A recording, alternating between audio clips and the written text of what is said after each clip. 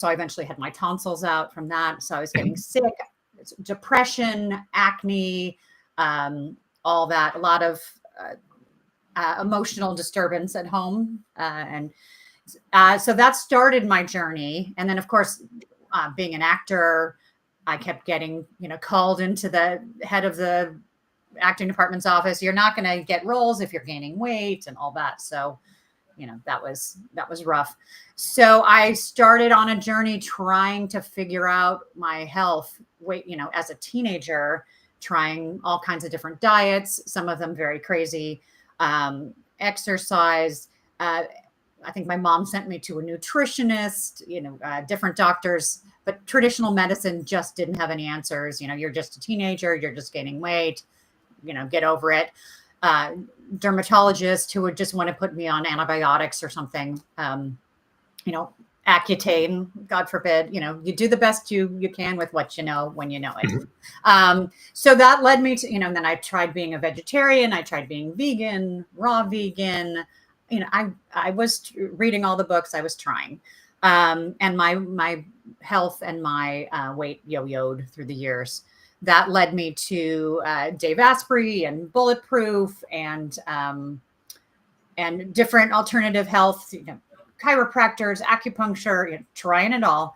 And I would get some answers and some things would help, but I never really got a full picture of what was going on. And so I added the functional tests and really finding out, it's not just about taking probiotics. What strains of probiotics do I really need? What's going on in my gut? And learning what's going on under the hood. So, becoming a health coach myself through other modalities was really helpful, but I always would hit a wall as far as how much I could help myself and how much I could help others until I added the component of FDN testing and the FDN methodology.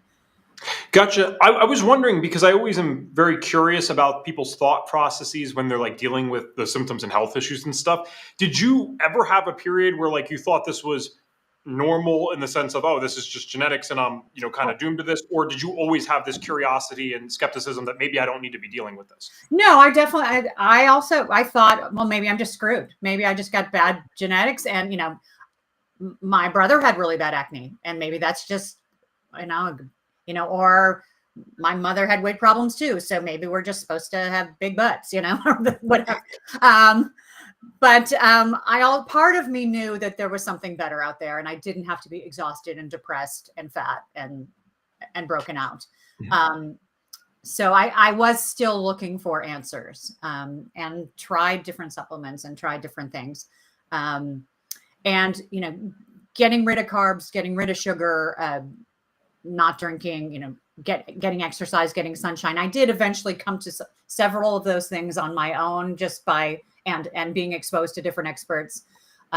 So layers of it were coming through.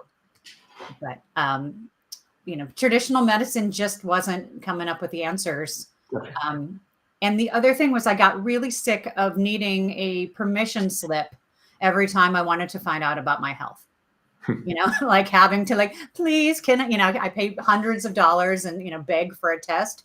But now those gates have opened to me. And if I want or need a test, I have the expertise to pursue getting some testing and analyzing it. And it's a whole new world to be able to see what's going on in my own body.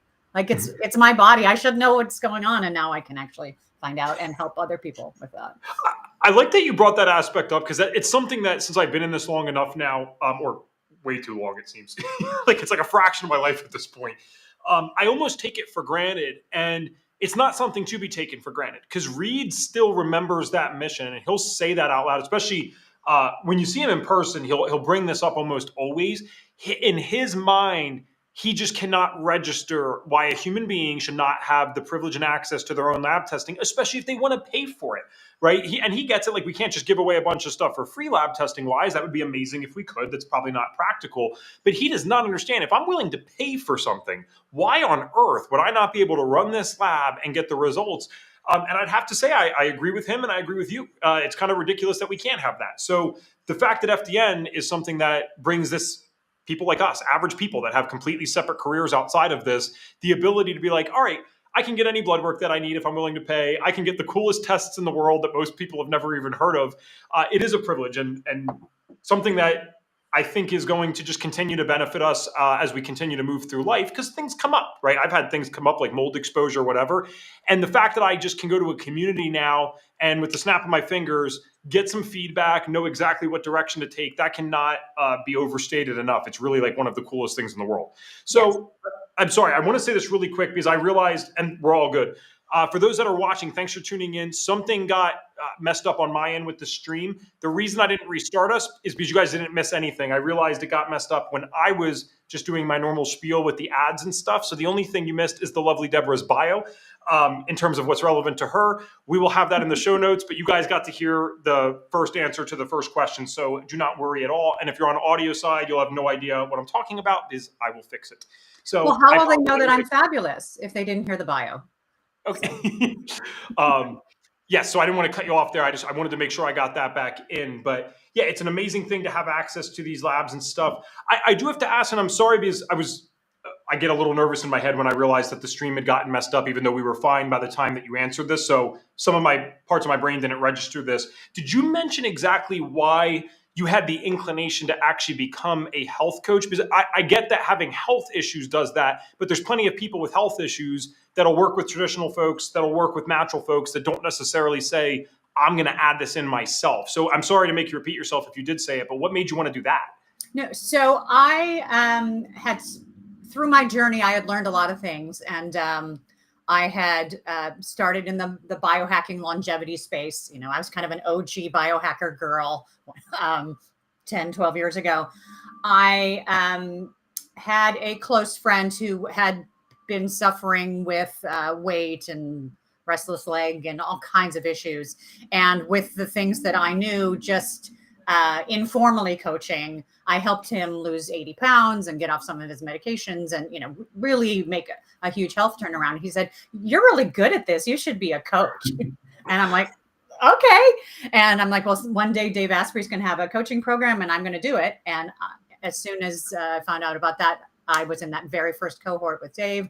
And that was an 8-month program, you know, basically dress and biohacking stuff in his version of that. So I was started doing that. And then I started coaching. And then, you know, once you start learning, you want to learn more. So more certifications, more learning. So I've been coaching on Zoom for 8 to 10 years already. Because I just lucked into it. And then, you know, I don't even know if we mentioned this, but you know, I am a working actor. I do work. I do stage work regionally in San Diego. And when you're getting ready for a show in the dressing room, you're in the room for about an hour with people putting on your makeup, doing your hair, getting ready, and you're gabbing about what your day and whatever. And so often health issues are coming up. People are talking about, oh, my stomach hurts. Oh, you know, my hormones. Oh, that's so, you know, you're talking and you're, you know, oh, well, have you tried this? Oh, have you tried that? Oh, have you done, you know, sunlight exposure, red light, this and that. So it's funny how it's just the talk. You walk the talk and then you attract people through that. Yeah. And I'm jumping into this part a little early, but it's mostly because I'm selfishly fascinated with it. I'd love to know what you're commonly able to help that clientele with, because I understand acting is a little bit different than some of the stuff that I do, for example, but I do relate to you, especially in the professional speaker sense.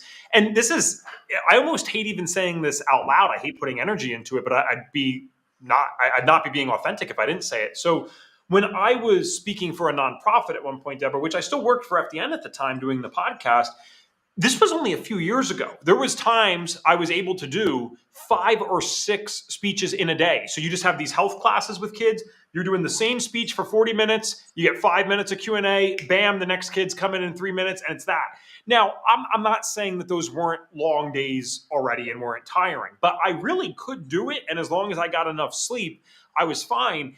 And once I got hit with mold, I didn't know it was mold at the time, but I just lost the capacity to be able to do that. I had trouble kind of even doing 2 or 3 speeches in a day, which was still very typical for that organization.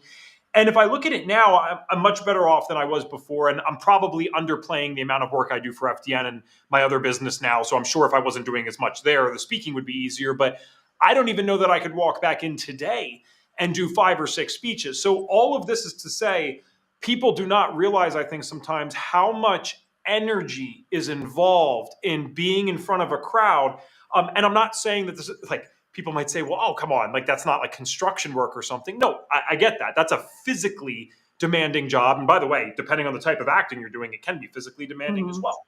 But it's not that speaking was even just physically demanding. There was a physical demand there, but I would acknowledge certainly 12 hours of construction would be a lot worse.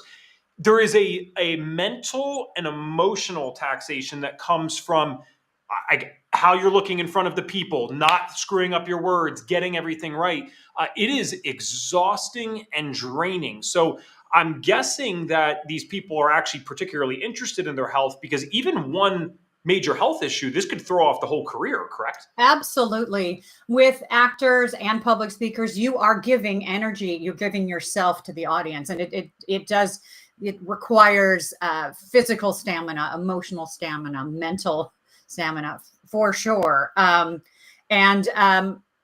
Actors and speakers, I really treat actors like athletes, because you are the product. You have to physically perform. You have to actually be there, especially with live performance. So you need to treat yourself like an athlete, with rest, with recovery, with energy, with just staying healthy, being able to sing, being able to speak, keeping your voice clear.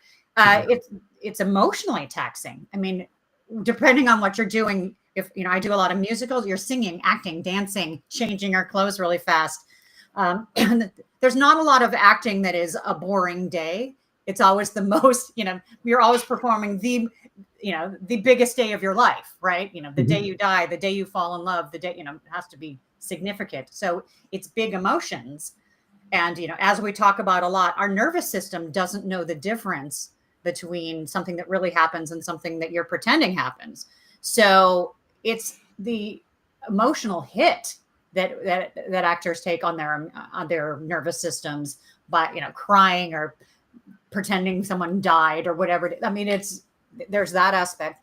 So the amount of taking care of your body and the amount of recovery time is huge, as well as the circadian disruption. I know this is one of your pet projects.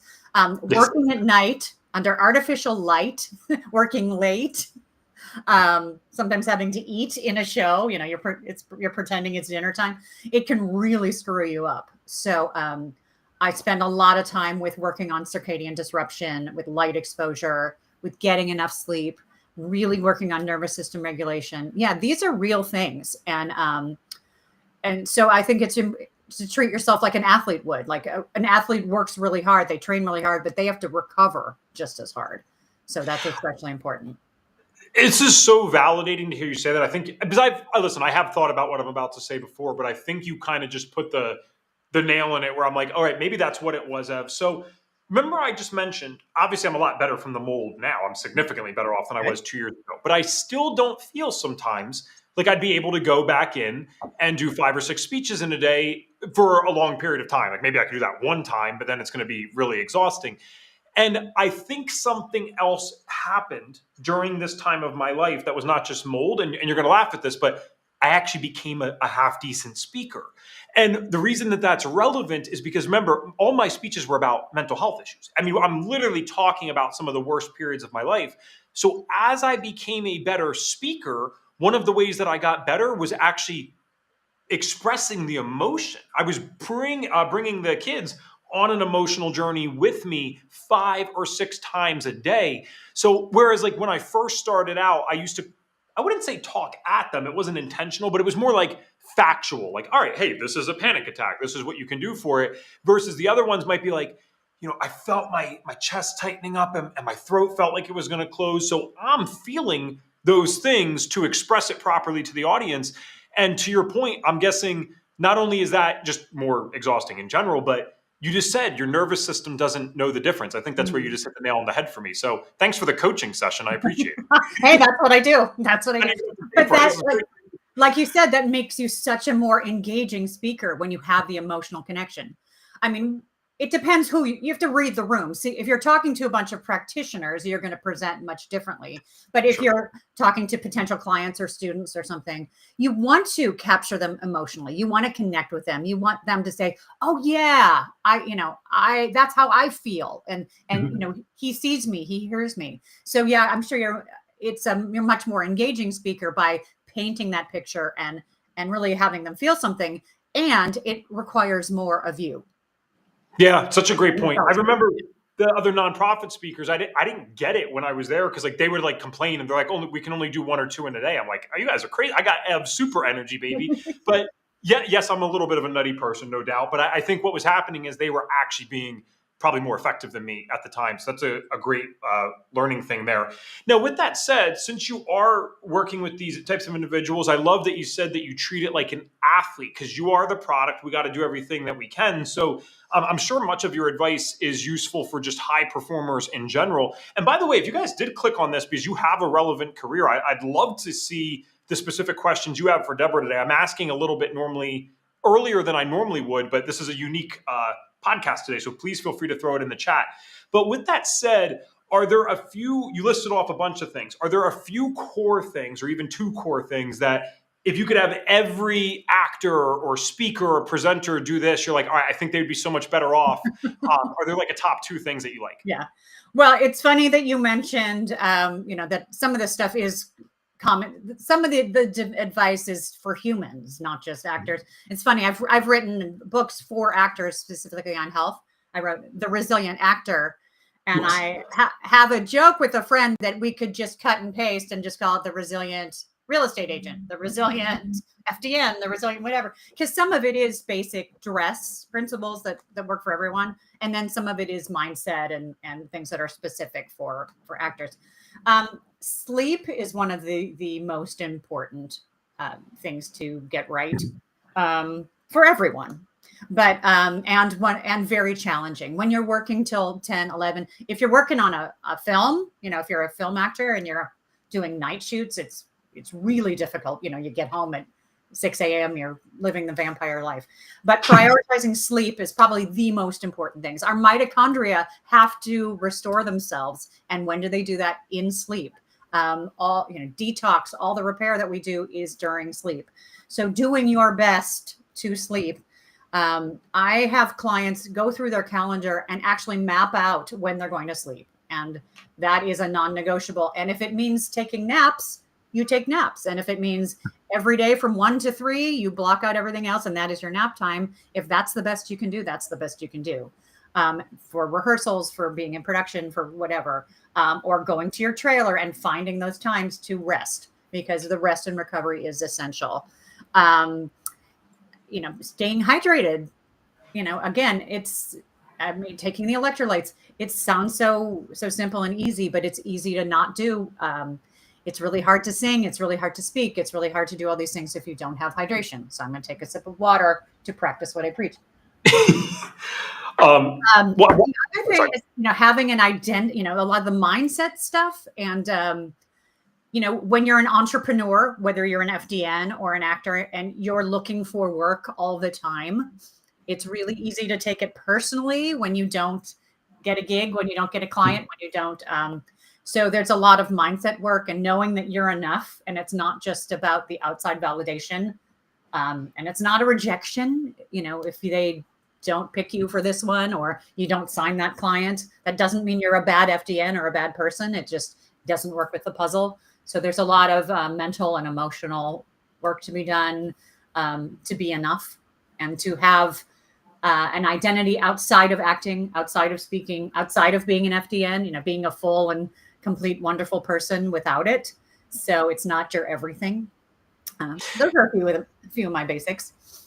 Okay. I have a particular thing about the sleep because I'd like to know your philosophy here with this. With myself, I guess this is one thing that I couldn't have gotten luckier with because with schools, There's sometimes I do these parent talks at night, but even night means like 6 to 8 p.m. No one wants to be there later than that. So that would be like a late night in my world. Whereas like the school system is actually, I mean, kids hate it, but for an adult that's trying to manage their circadian rhythm, it's kind of perfect, especially when you're not a Mhm. teacher, because I don't have to show up at 5 a.m. like them. So with that said, though, in your world of actors and performers, you guys, if you're, from my understanding, if you're trying to get work for a specific thing, you're completely subject to what that place has going on for them. If they say we're staying late, you're staying late. So Yeah. I'd love to know your genuine philosophy on this. Do you think someone in that your world should just not do the gigs where you're required to stay up late, or is there an emotional and spiritual benefit that comes from doing what you love that can sometimes outweigh some disrupted sleep? I'd love to know how you balance that. Yeah, it's always that push pull, doing the best you can. Because sometimes it's such a great thing, you want to be involved in it, and you just have to do your best. And yes, if you get joy and it feeds your soul, you take the hit sometimes, um, and then you mitigate it the best you can. Um, like I really encourage people, as soon as you're done, put on some amber or red glasses, get out of the bright light, switch your light bulbs to red or amber light bulbs, put your darn phone away. Don't look at your phone. Don't go home and just turn on the TV. Try to do everything you can to calm yourself down. Get out of the artificial light. Don't go home and start drinking or partying or do stimulating things. Really, whatever calming ritual you can do to calm your nervous system, get out of the artificial light, do all those things as best you can. I have my mantra, act like Taylor Swift and shake it off. It's dorky, but people remember that, that song. But to get your nervous system regulated, to to meditate during the day, or do a little restful meditation, or take your hot bath, or do whatever you have to do to come down and not stay up really late, to get yourself calmed down, because there's an adrenaline rush usually. Yeah. And it is hard to sleep, but you do the best you can, and it's a balancing act. It's hard. There is a trend, though, which is good post-COVID. A lot of theaters are starting earlier. Used to be 8 o'clock curtains was, you start at 8 p.m., which really sucks. So you don't end till 10:30, 11. Now a lot of theaters are starting at 7 or 7:30. And just that little adjustment makes a world of difference. Oh yeah, people like you and I know. I mean, like literally that difference between having a chance of getting to bed at 10 or 10:30 versus 12 or 12:30. One night, maybe not that big of a difference for most people, but you do that long enough. No, that is a huge difference, and I'm going to bet on the health of the person that got to do the 10 or 10:30. Absolutely. And I mean, with deep sleep, that the earlier you get to bed, the more deep sleep you get. And it's, they say it's, 10 to 12, it's worth double the quality of sleep as you get compared to after midnight. So it makes a big difference. If you track your sleep, which I do, with an Oura ring or something, you notice a big difference in your deep sleep when you get to bed earlier. So. Yeah. I'm gonna move on to the FDN thing. I just want to thanks for taking some time on this initially, because again, I'm just selfishly interested in it, but also I like that last answer where there is a middle ground here where yes, we have to prioritize the rest, but the older that I get, not that I'm particularly old, but the older that I get, I really do start reflecting. And I think it's because I was sick so young, it forced me to like grow up in a certain degree, like faster than maybe some of my friends. Not because I'm mature or even wanted to. Trust me, I did not want to. It just forced me to do so. And you start to realize, okay, I do want to be as healthy as possible. I don't want to be stacking on diseases or diagnoses. That's 100% true. But I also start to understand that I'm on this rock. I'm not getting out of here alive. There is a finite amount of time that I have here. And there might be, I went so restrictive with the health stuff at one point to restore my health that I have to also remember there's certain things that, like, let's word it this way. If I knew that I already had a speaking gig booked for me Monday through Saturday for the rest of my life, but that meant I'm going to lose 10 years, I swear to God, I would sign that today.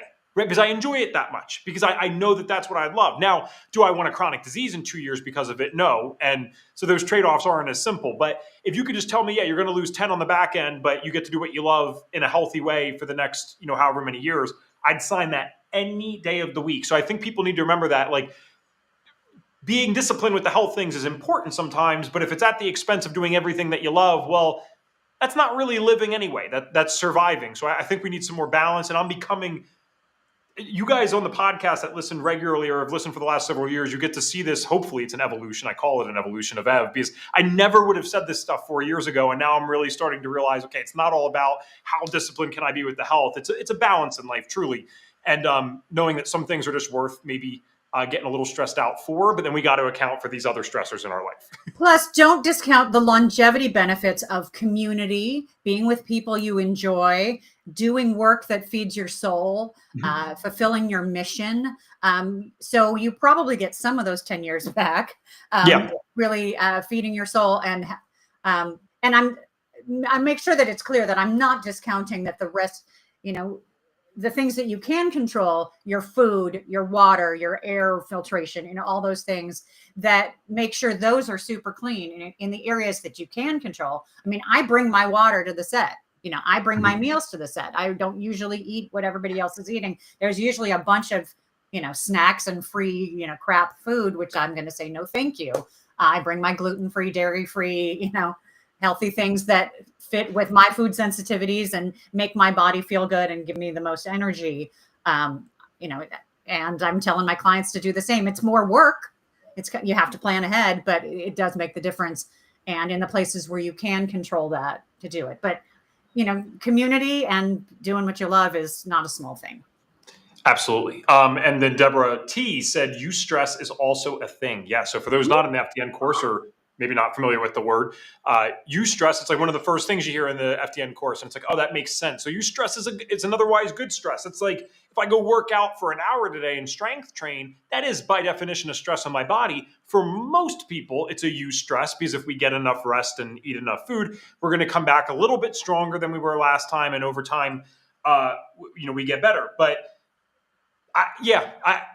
I'll move on from that, but I do think there's a nice balance, and I like what you said about the longevity benefits that might come from it, because I'm very happy in my life right now.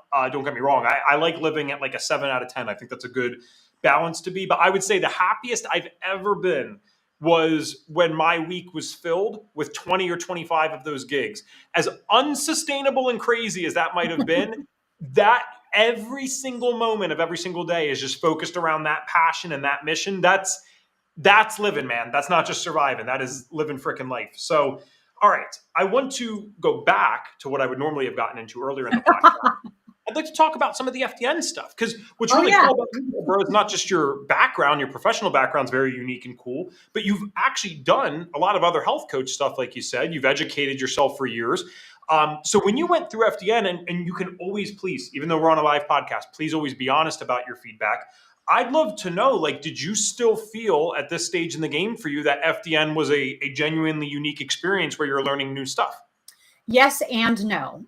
So the DRESS protocol stuff, which, diet, rest, exercise, stress management, and supplementation stuff, a lot of that was stuff that I had already been coaching and teaching and learning.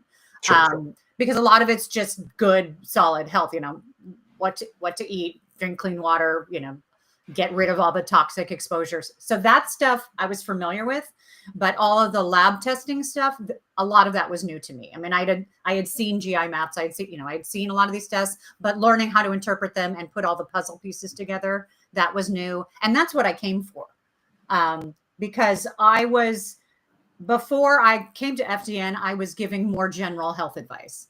And I was in a community where people were just taking all kinds of supplements that sound good and are shiny and sexy, but not really knowing what they needed and spending tons of money on all these supplements, but not knowing what they really needed. So I knew that I felt like I was hitting a wall with my clientele, and knew that the more specific I could be by giving them data-driven, customized protocols, not just general health advice, I could go so much deeper and be more specific and have it be targeted. So like I mentioned, with probiotics, let's look at exactly what's going on in your gut before we just start throwing stuff in there. And with, do you need mitochondrial support? Do you need detox? Do you need, what is it you need? So we can save our time and money and effort and hours in the day, because you can't do everything. So Right. by really getting into the lab testing, that not only allowed me to really nerd out on fun stuff, but I could get much more targeted and specific with my clients. So that's what I came for, was the lab testing, and that's what I'm using. And it's it's really exciting to get to go to a much deeper level with everyone. So, Cool. yeah. All right. Well, I have another little question about that lab testing. And remember, guys, for those that are new to the show or don't listen that regularly, we never expect someone to come on and be in perfect health. That's ridiculous. We're all on journeys through this, and I'm on a constant journey. I have hiccups all the time, and then I have days where I feel like Superman. So it's all just a balancing act. The reason I'm asking, though, is because one of the things that we include in the tuition at FDN are lab tests. You're running these 5 foundational labs on yourself while you're going through.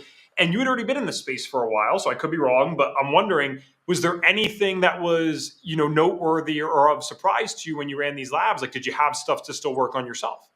Oh yeah. Oh yeah. So I was expecting my cortisol levels and my adrenals to be crap, and they were way better than I expected. So that's great, especially with all the circadian rhythm stuff we had just talked about and all the stress.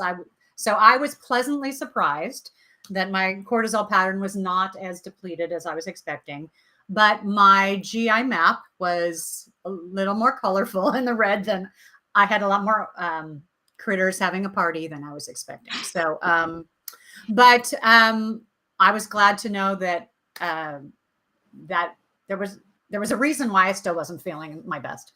So I have been working on gut balance and all that. So I'm going to retest and see what it's looking like now. But that was surprising. But I was pleasantly surprised that my adrenal pattern and my hormones weren't. They showed that I had done a lot of work. So that's good. So I'll say that. That is great. Yes. Food sensitivities, anything like that, or was that no news to you? Yeah. There's and the MRT is always fascinating because it's always like there's always the obvious ones, but then there's like I hope I'm not divulging. I tested my teenage daughter, and she had one of her highest reds was T. And I mean, who would have thought like, oh, well, how many T? That's not, so that was one of her highest things. So like that was a big surprise for her. So but yeah, so I had a few things that that surprised me to eliminate. But that's why we do it, is because it's not always common sense. It's not always the obvious ones. All right. So I admit with this podcast, it's very rare that I do this with the audience, but I'd like you guys to seriously help me because I can see that you guys are on. So you don't lie to me and not put something in the chat, even though I know there's going to be a 30, 60 second delay. We got about 28 minutes roughly left with Debra here. So you guys let me know which direction you want to take the rest of this. If you want to keep talking about health tips for professional speakers, actors, and stuff like that, put 1. If you'd like more tips on speaking that can help you in your health coaching business, drop a 2 for me. So we'll see if more FDNs are on or not, because I'm very tempted for option number 2. But I don't want to take this in a way that other people don't want to see it. So there's a little bit of a delay between the time I ask and when they put it in, Debra. So we'll take a second here. But remember, 1 for more health tips for these folks and 2 for more direct speaking tips. I have to ask though, do you have a 1 or 2 answer for this, Debra? No, I'm happy to serve however I can be useful. Pick my brain. Very cool. I'll give them a second there. I have to ask some of the speaking stuff. Nice. Oh, Petra said 2. So you're already favoring my bias. Thank you, Petra. I'm going to go with that. That was the first answer, but you guys can put more in. So I wanted to ask this. We have so many amazing, wonderful, beautiful, lovely FDNs out there, Debra, but Gina said 2, I cannot get them sometimes to go out and talk. And I think it's one of the biggest assets that we have as an FDN. You do not need to be a social media star to make this work, although we do have social media stars that make FDN work, no doubt about it. But speaking is a great mediator to me, because you can be 21, and I know this because I was 21, and you can go out and speak in a local workshop. We have FDNs that are well into their 60s that go out and speak at local workshops, and it works for all of them. So for those FDNs that when they hear me say that, or when they hear you say that now, they're like, these 2 people are insane. I am never going out and giving a public talk. Do you have any experience coaching someone who might be that afraid? Like, is it even fair to ask you that type of stuff? Because I don't know the level of people that you're working with. Maybe they're already over the fear side, but they need more Yeah. technical? I mean, that's how I started coaching FDNs and health professionals, is because people were coming to me and saying, I want to speak, but I'm terrified. What do I Okay, do? great. So I was like, well, I've been teaching actors. I've been teaching students. Um, so, let's get on a call and let's talk through it. So I think one of the misconceptions is that you have to be an expert, you have to be amazing, you have to be a seasoned performer. And I don't think that's required. I think what audiences want is the best you, Hmm. authentic you, whatever you bring. So that just means bringing your message in a clear, concise, comfortable with you version.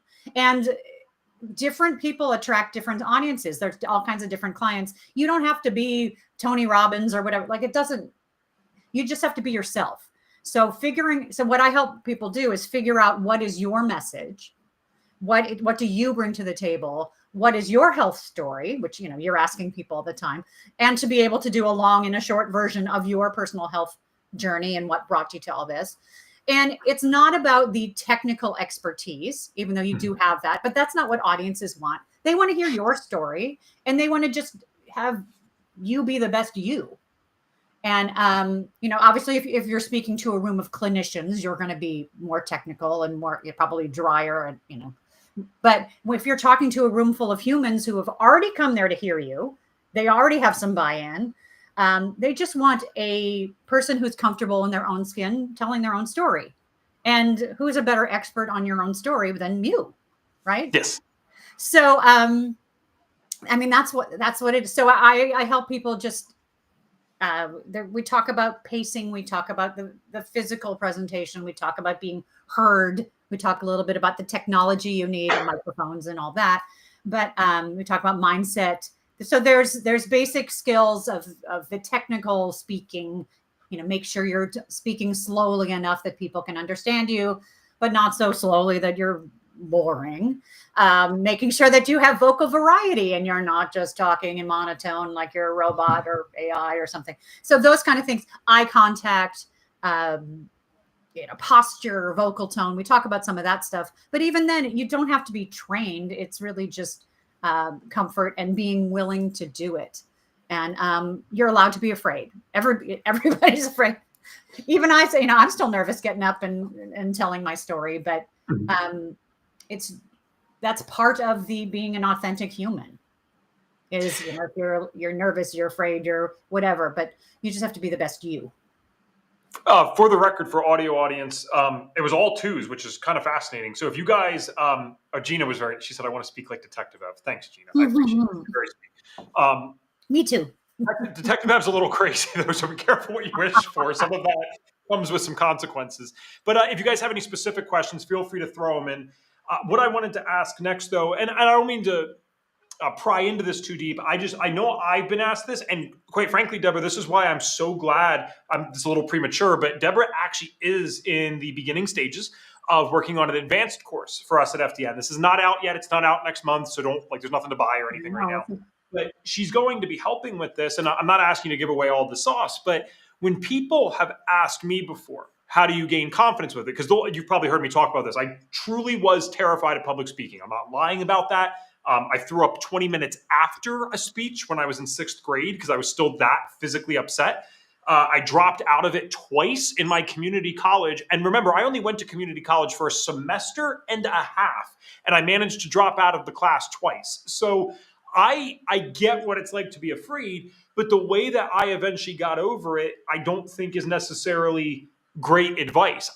My mission was so strong that I eventually just said, I don't care. I am going to will my way through this. I blush every time. I get nervous. I freak out. I'm just going to do it. But I admit that was quite uncomfortable. And I don't know that I'd recommend that to other people. So are there any tips that you have for preparing for that first talk, when the butterflies are going, when your heart's pounding, the sweat's on your hands, you're like, what am I going to do? And you just want to get out of there. Is there something that we can do to help prep, or is it kind of just you have to expose yourself over time? Yeah, no, I think I like your method. And I think I've heard it said that when we are in fear, we are automatically self-centered. And that is just a biological survival thing, to get away from the tiger or the bear. We just focus on ourselves when we're in the fear. But if you focus on other people and how you can help other people, that will help get you out of the fear. What is your goal? Why are you doing this? Because there's people out there who need to hear your message. There are people out there who are depressed, broken out, fat, can't find their health answers, whatever. And you have the answer to help them. If you focus on that, that's going to get you out of yourself. You might still some fear, but that's going to help. So to focus on other people and your outcome, that's probably number one. And you're going to have butterflies. You're good. That's part of the human experience. It doesn't mean you need to be terrified and throwing up every time, but you want some nerves and some adrenaline and some performance energy and some butterflies. So maybe reframe that as excitement, not terror. Right? That's excitement, which will help give you a little boost. But also there's things that we can do for our nervous system, that Taylor Swift shake, doing a meditation, visualizing it going well before you go in, being prepared. But the other thing is just getting the reps in. Anything you're new at, you're not going to be great at, and you're not going to be as comfortable at. The first time you gave results to a client, were you comfortable or were you nervous? It takes nervous. The more you do stuff, the better you get and the more comfortable you get at it. So you just have to dive in and start swimming, and you will get better at it the more you do it. Well, good. You're making me feel better about my recommendations, because I don't want it to be that straightforward, but I don't know what else to tell people. It's like, well, yeah, if it wasn't something people were scared of, everyone would go and do it. And guess what? When you're willing to overcome those fears in life, there's a huge reward for that. There's the emotional reward and, again, a spiritual reward, I think, as well, in terms of just feeling a fulfillment that can come from doing some of these things. But if I'm just being as practical as possible, the most profitable skill I have ever learned is how to confidently and effectively speak in front of other people. There is nothing that has even come close to making me more money than that. And you know what? There's a phrase I bring up all the time: fortune favors the bold. It's not my phrase. It's from somewhere else. I don't know. But fortune favors the bold. And what happens is, guys, when you are bold in your life, there are opportunities and things that you get that you're not even the most qualified person for. And I mean, maybe this is stupid to say out loud. There is no way I am the most clinically adept FDN that is out there. There is no way. And why do I, without a degree and without any of this stuff, get to host the podcast? It's because Reed Davis saw me hosting a radio show online and posting about it on Facebook. That doesn't mean I'm smarter. I'm not a better clinician. I'm not being humble either. I really do not think I'm better at those things than a lot of FDNs, but fortune favors the bold. And he's like, well, this guy's not shutting up. I'm not seeing anyone else speaking up right now, so we'll let him do it. And that's an unfair opportunity, right? There's other people that are more qualified. So when you start doing this, it's really kind of exceptional what can happen in your life, because most people don't stand out. So when you do this kind of skill that lets you stand out, I think it helps quite a bit. I think we just got a question in here. Let's see. Oh, great. Oh, thank you so much, Tony. I know that you guys are loving our guests because I see you keep commenting, but I hope you guys have some questions too. Tony said, I used to love speaking, though. I used to love speaking, though always nervous. But the last time I spoke on stage, I was so nervous I couldn't stop shaking, and the prep for the talk was just terrible. And it got cut off here, but I think it says I don't want to go through that again. Tony, tell me this in the chat. Was it a completely different audience or talk than you've ever done? Because I think that matters. But two, and Debra, I want to talk on this as well. I have seen people with health issues that it's not the health issues themselves that are making them anxious. That's not what I'm saying. But I do think that when we are dealing with certain health things, that can make anxiety even worse. Like, I used to get panic attacks on flights and before talking. Do I get nervous with those things now? Yes, I do. I don't think I could have a panic attack if I tried. Like, even if I started hyperventilating and was trying to force myself, it's almost like I'm incapable of getting there now. And I can only contribute that to getting healthier. So have you ever seen that be an aspect where someone actually gets healthier and then all of a sudden the extreme anxiety tones down a little bit? Absolutely. I mean, there's definitely gut connection and breath connection and mitochondrial connections and all those things are definitely a piece of this puzzle. And just how resilient we are for dealing with stress is a huge thing. And I mean,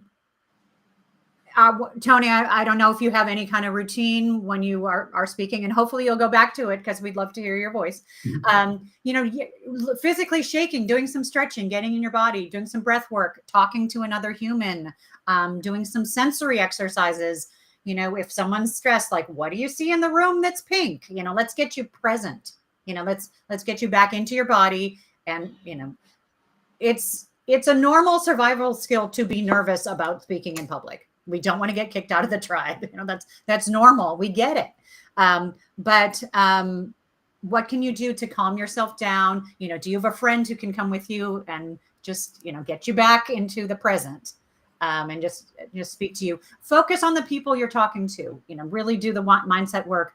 Why are you there? What do you have to talk about? You're just telling your story. You're not you're not up for a Nobel Prize. You're not curing cancer. You're just telling people your story and offering them, a few things. And hey, this is what I do, and I might be able to help you. And so try to stay present. And yeah, it can be scary. And you can address your nervousness. You're a human. You're not trying to be perfect. You're a human. So, you can tell people you're nervous.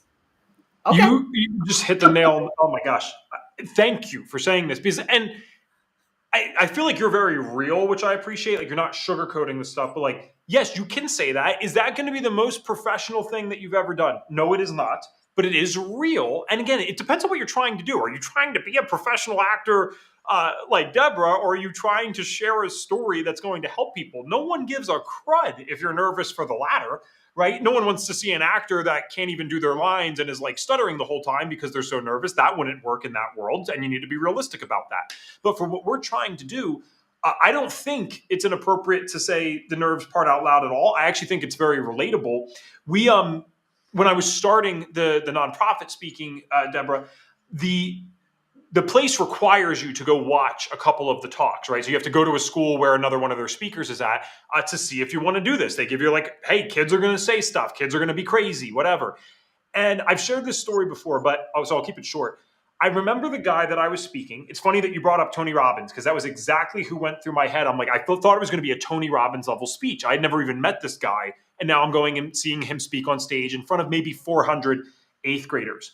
The first thing that he did in this presentation was hilarious. He said, hey, I still get super nervous when I speak, just so you guys know. So I do this. I mean, this was ridiculous. He's like, I do this thing where I almost like just jump to get it out of my body. And he was also catering to his audience, because eighth grade's young enough that they're going to have fun with you with this. He's like, so if you guys want to kind of stand up and do this with me. And he literally like jumps forward just to get energy moving, and they move and they laugh, and it was fun.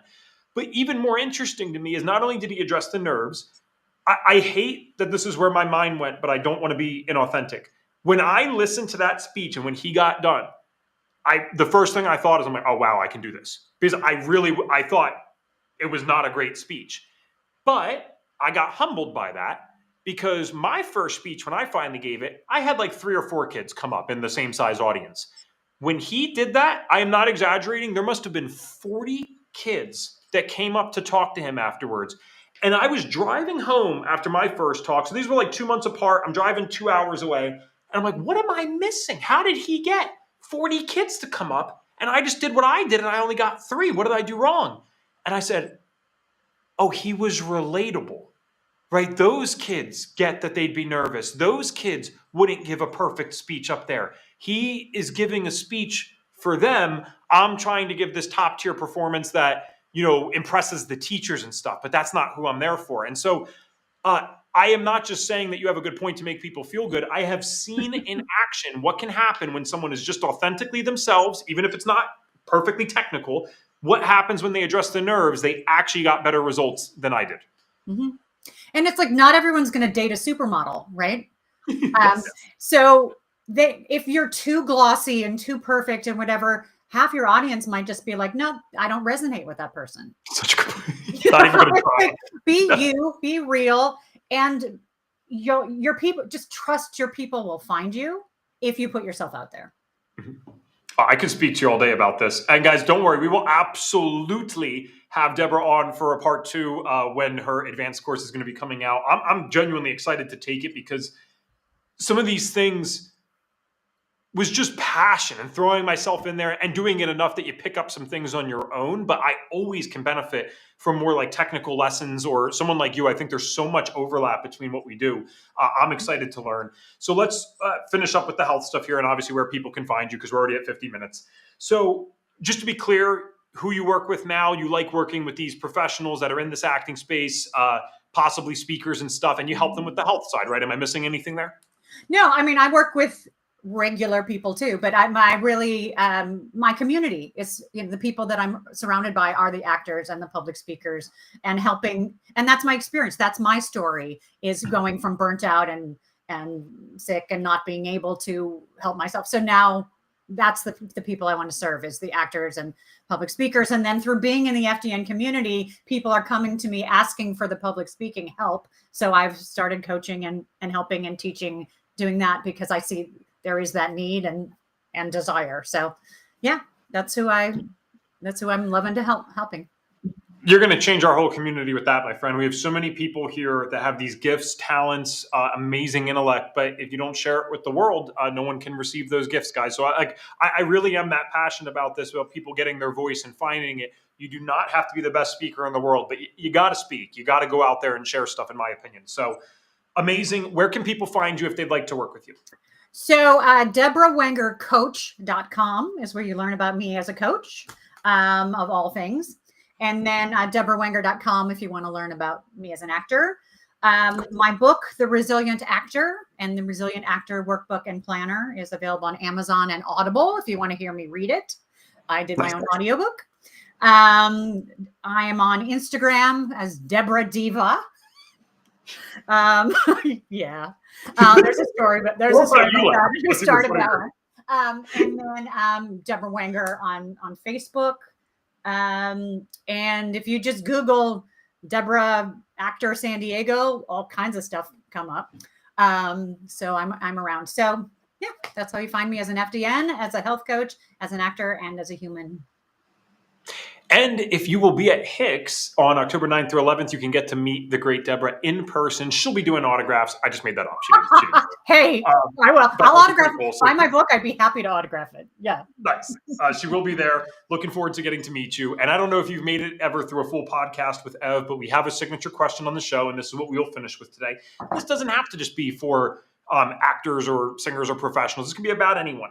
So the question is this: if we were to give you a magic wand, you could wave it and you could get all of our viewers and listeners to do just one thing for their health. So that means you can get us all to start doing one thing, or you can get us all to stop doing one thing. What is the one thing Debra gets us to do? This is the least sexy, least expensive answer, but stop and take 3 slow breaths through your nose periodically through the day. And everybody can do that. That means before meals, before you go into a meeting, before you do a speech. But stop, center yourself, breathe through your nose, take control of your breath, take control of your nervous system. It's amazing what that will do to have you be calm, centered, get back into your body, be more present, and digest your food better, all of it. Mm-hmm. Debra, thank you so much. I can't wait to have you back on once the advanced course is done. And I'm looking forward to getting to meet you. I think we'll be able to talk forever. Oh, yeah, absolutely. This was so much fun. Thank you. Thanks. Please drop a thank you for Debra in the chat. And if you guys will get to meet her soon, just put like a Hicks all caps so we know that you will be there as well. Looking forward to talking to you guys again soon. Thanks.